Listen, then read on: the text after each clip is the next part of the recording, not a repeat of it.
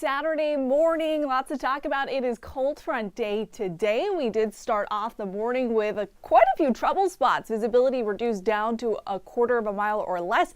As of right now, conditions have improved. You'll notice our tower cam though shows that cloud deck that's suspended aloft. The area is down at the surface, seeing a bit of trouble right in the Houston metro area. Visibility down to 3/4 of a mile. Palacios, your visibility is down to a quarter of a mile. Tomball, you can see a mile out ahead of you. Conroe, 2 miles out ahead of you. Sugarland, 4 miles out ahead of you. Anytime we get at 2 miles or above, conditions are starting to improve. The reason why we're seeing that low cloud deck dew points and actual temperatures lining up, and that's when condensation starts to form. Notice we are quite a bit warmer than where we were at this exact same time yesterday morning. The reason for that, the cloud cover that's been building in that acts as a blanket and it keeps us nice and warm for now.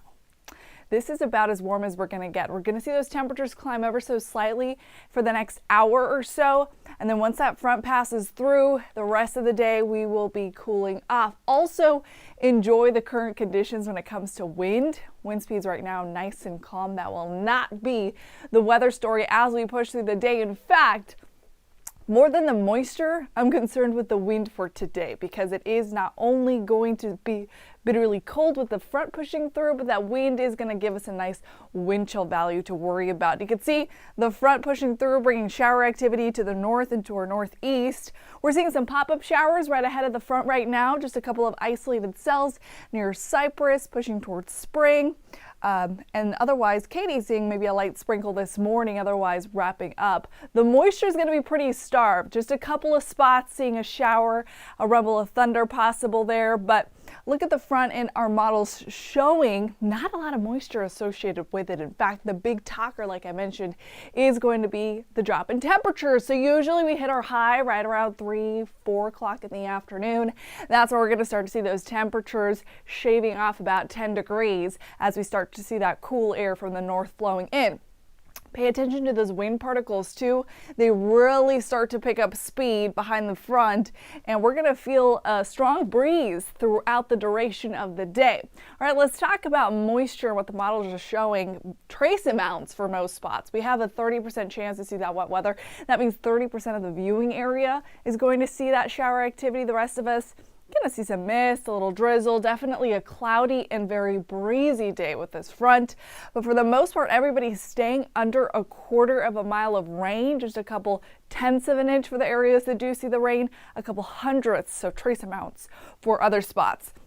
Futurecast wind speeds, all right, throughout the day, that's a snapshot of the noon hour. That's when we're going to start to see the wind really picking up. Sustained wind is going to be 15 to 20 miles an hour. This is sustained wind, so already seeing a 26 mile an hour breeze in Columbus, certainly going to be breezy along the western edge of the viewing area, and that picks up steam as we go into the afternoon. Sustained wind still at 20-25 miles an hour, even potentially sustained wind at 30 miles an hour in Wharton. Those gusts for everybody else getting to around 30, maybe even 35 miles an hour. That starts to really calm down and taper off as we head into the evening, and it's going to be a quick hitter because by tomorrow, the good news is we'll welcome back the sunshine, wind starts to calm down, and it's going to be a very pleasant Super Bowl Sunday.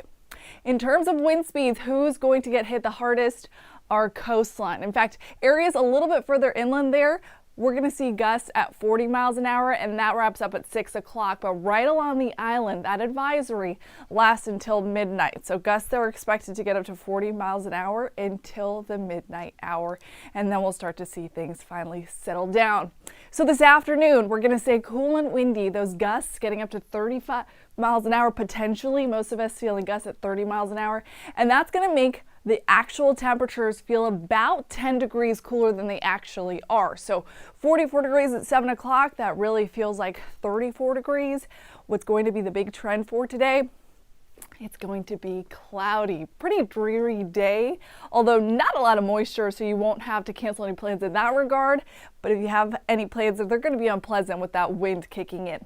In fact, that jet stream continues to usher in some cooler air. So for tomorrow morning, that's when we're going to feel the chilliest. In fact, we're going to see those temperatures dip down just below the freezing mark. So a light freeze expected area wide. But as I mentioned, high pressure is actually setting up really closely behind this front. So we're going to see a nice recovery temperatures and feels like conditions much better for Super Bowl Sunday. We'll max out at 61 degrees, a nice shot of sunshine, the sky really clearing up, but cool in comparison to SoFi Stadium that's looking to break a record. The last record there, 85 degrees. They're looking to get up to 86. There's a heat advisory there, some spots in the San Fernando Valley there for Southern California, getting up to 90 degrees.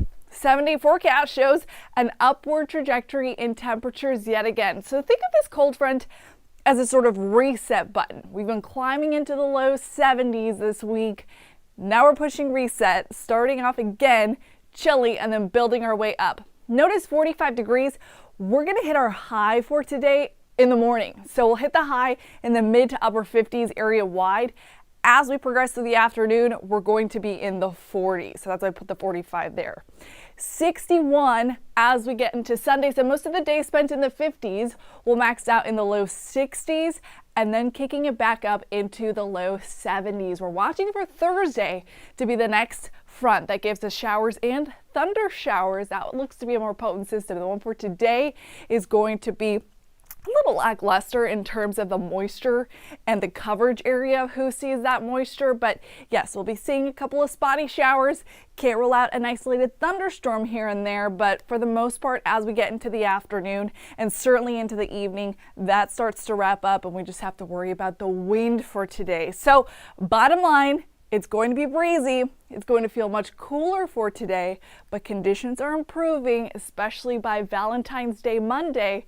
It's going to be seasonable, sunny, and very comfortable. All right, we will see you here in just about 12 minutes live on the KHOU Morning News. So join Lauren Tallarico and I then.